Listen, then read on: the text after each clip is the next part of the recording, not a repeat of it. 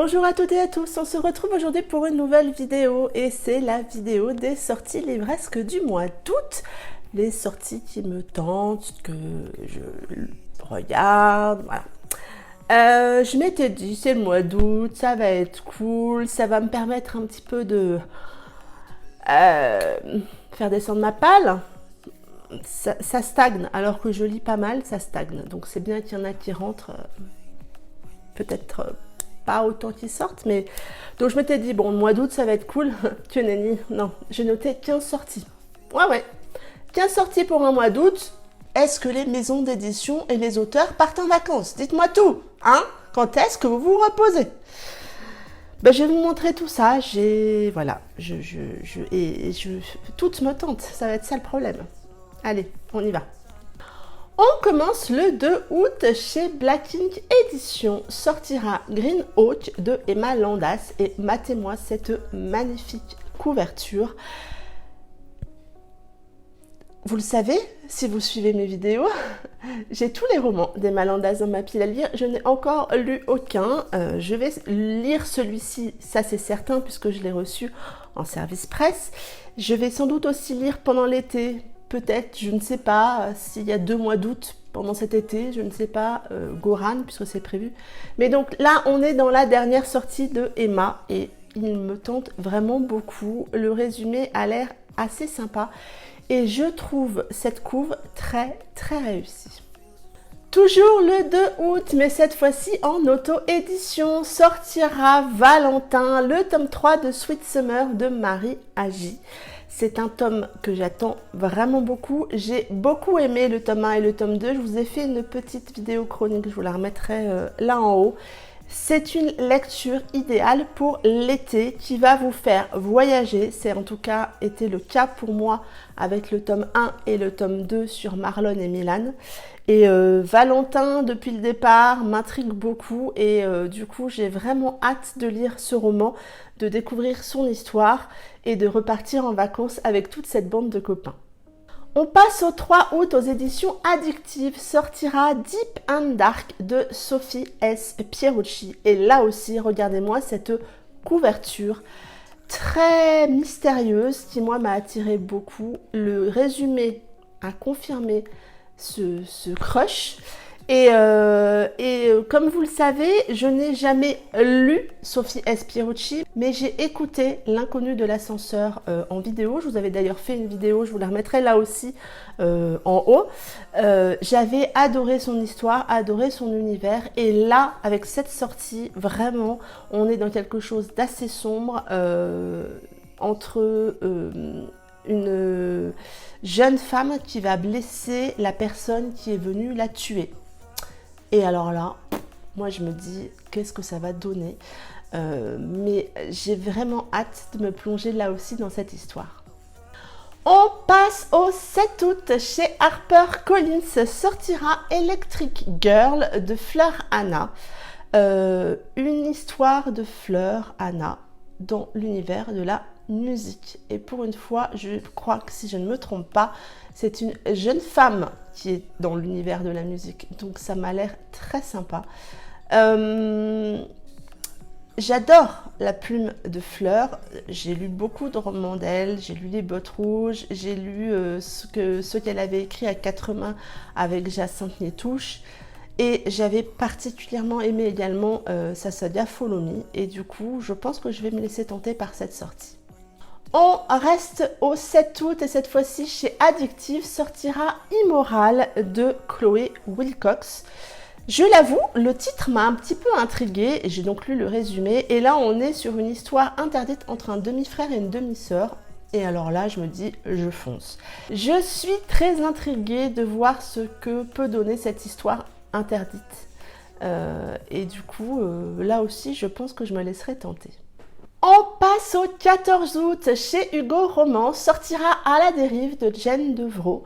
Et là, j'avoue, c'est le fait que cette histoire se passe dans un hôpital psychiatrique qui m'a tentée. De cette jeune femme qui va tout faire pour sauver cet homme qui est enfermé. Elle va intégrer l'hôpital, les bénévoles de l'hôpital pour pouvoir l'approcher.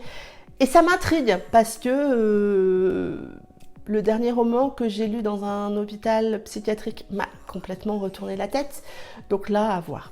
Mais en tout cas, ça me tente aussi. On reste au 14 août, sortira en auto-édition d'Orient le tome 4 de Sweet Summer de Marie Agi.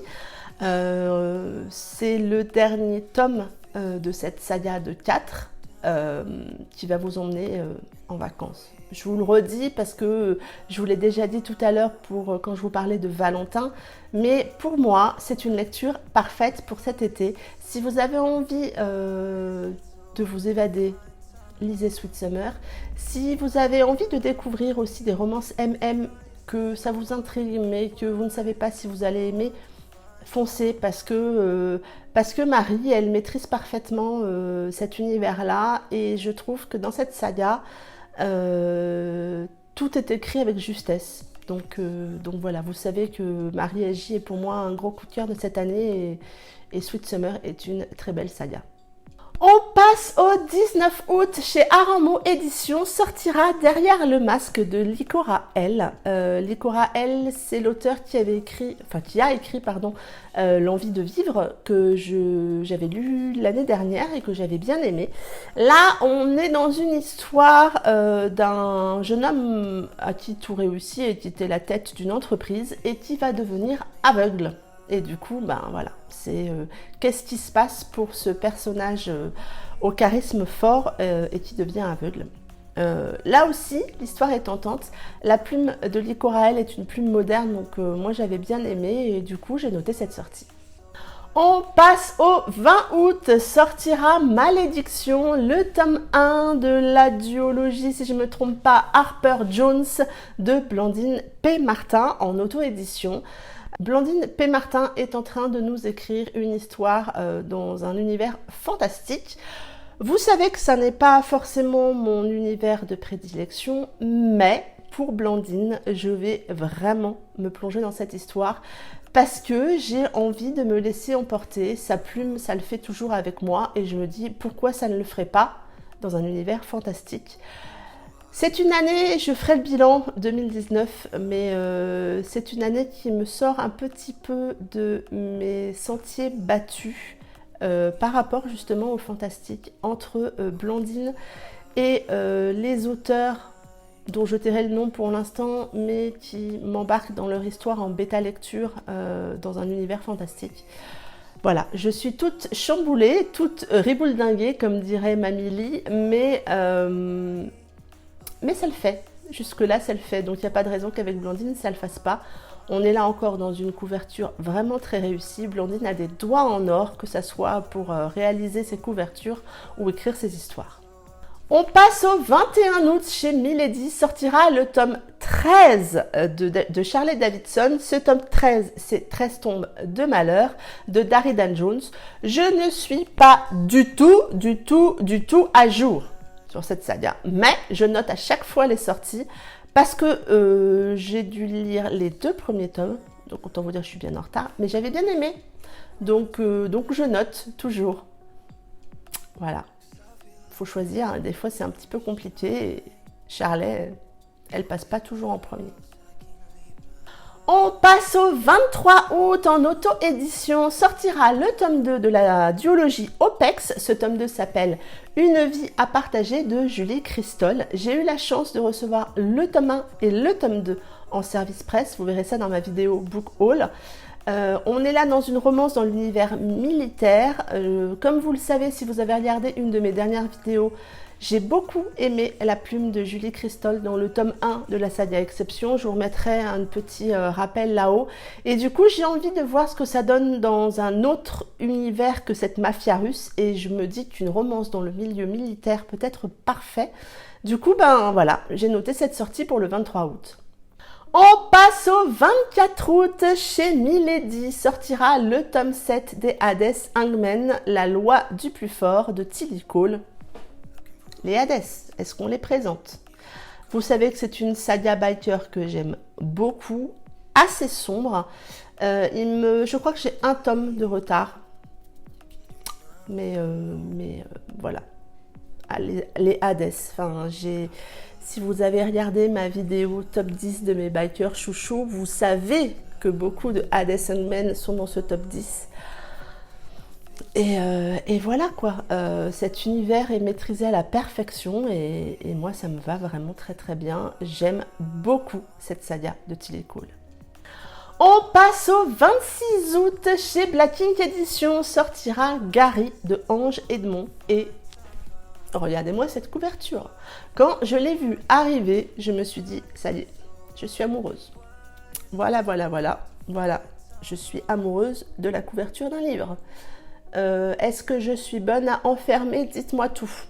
Peut-être. Faut que je réfléchisse. Bref. Je n'ai encore pas lu Le silence des mots, donc va falloir peut-être que je lise d'abord Le silence des mots pour ne pas trop me spoiler l'histoire avec Gary.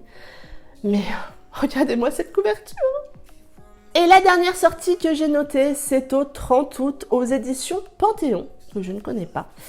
J'ai noté la sortie de Mel Gant. Cette sortie, c'est Bad Girls Need Love Too. Et l'histoire m'a vraiment plu. Je ne suis pas archi fan de la couverture, mais le résumé a l'air vraiment très intéressant. Du coup, je l'ai noté et je vous en parle, parce que quand je les note, je vous en parle. N'hésitez pas à aller lire le résumé, parce que vraiment, cette histoire est assez tentante. Ça en est tout pour cette vidéo, j'espère qu'elle vous aura plu. Voilà, vous avez vu, il y en a quand même une quinzaine. J'espère que cette vidéo vous aura plu. Dites-moi si vous avez noté des sorties de votre côté que je n'ai pas notées. Allons-y, lâchez-vous, au point où on en est de toute manière. Dites-moi si les sorties que je vous ai présentées vous tentent. Dites-moi tout en commentaire, je me ferai un plaisir de vous répondre. En attendant, je vous souhaite un excellent week-end, de très belles lectures et je vous dis à bientôt pour une prochaine vidéo. Bye bye!